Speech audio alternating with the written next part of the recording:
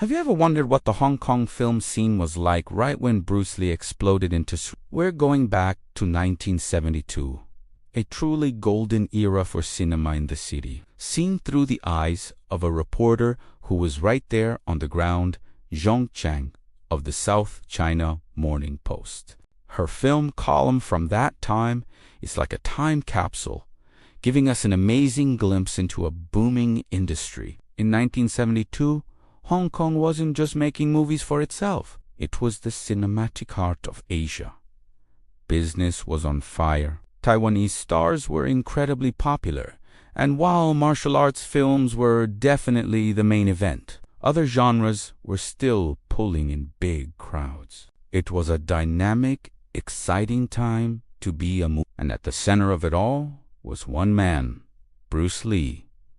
His film, The Big Boss, had been released the year before, in 1971, and it completely changed the game. Audiences were blown away by this new force of nature discovered by Golden Harvest Studios. Bruce Lee wasn't just a star. He was a phenomenon. His raw energy, his unique philosophy, and his incredible physical prowess were unlike anything anyone had seen before. He was the talk of the town, and every other studio in Hong Kong was scrambling to catch up. Reporter Zhong Chan captured this frenzy perfectly. She wrote, "Filmmakers are avidly searching for new young actors with a knowledge of Chinese martial arts as they rush to turn out films to cash in on the success of The Big Boss."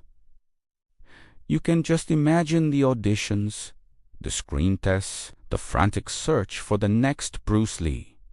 The entire industry was buzzing, trying to replicate that lightning in a bottle. This wasn't just about finding another action star. It was about capturing a piece of that massive commercial success. Bruce Lee had proven that kung fu cinema, done right, could be a box office juggernaut. So, the question on everyone's mind was, who could possibly challenge the king? Who could be the next big thing? Well, Zhong Chan had a few ideas. She pointed to a new discovery from the rival Shaw Brothers studio, a name many of you might recognize. She described a handsome 19-year-old actor named Meng Fei. He was poised to have his first leading role in a film called The King of Boxers. The title alone tells you everything you need to know about the studio's intentions. They were positioning him directly as a contender, a potential rival to Bruce Lee's throne. The King of Boxers was a big deal for Shaw Brothers. It was their answer to Golden Harvest's success. The film starred Meng Fei as a young fighter who has to avenge his master. Sound familiar? It was a classic martial arts plot, but the studio was banking on Meng Fei's youth, good looks, and martial arts skills to win over audiences. The movie was a huge hit across Asia, proving that there was a massive appetite for this genre and that there was room for more than one star. Meng Fei's style was different from Bruce Lee's. While Lee's Jeet Kune Do was fluid, philosophical, and intensely personal, the action in The King of Boxers was more in the vein of traditional Shaw Brothers.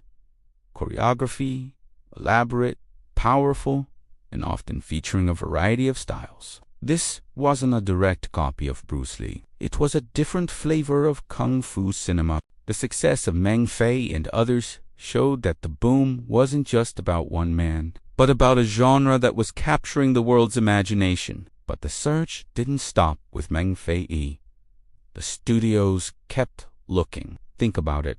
This era gave us so many legends. We saw the rise of actors like Lo Li, who had already made a splash with King Boxer, also known as Five Fingers of Death in the West, which was actually the first Hong Kong kung fu film to top the US box office, even before Bruce Lee's films. You had stars like Jimmy Wong Yu, who was a huge box office draw in his own right. Each studio had its stable of stars, its own choreographers, and its own unique style. Shaw Brothers had their polished, studio-bound epics. Golden Harvest, the upstart studio that gambled on Bruce Lee, had a leaner, more modern feel. This competition was fantastic for the industry and for audiences. It pushed filmmakers to be more creative, to stage bigger and better fight scenes, and to find new stories to tell. Zhong Chan's articles from 1970 to paint a picture of an industry at the peak of its powers.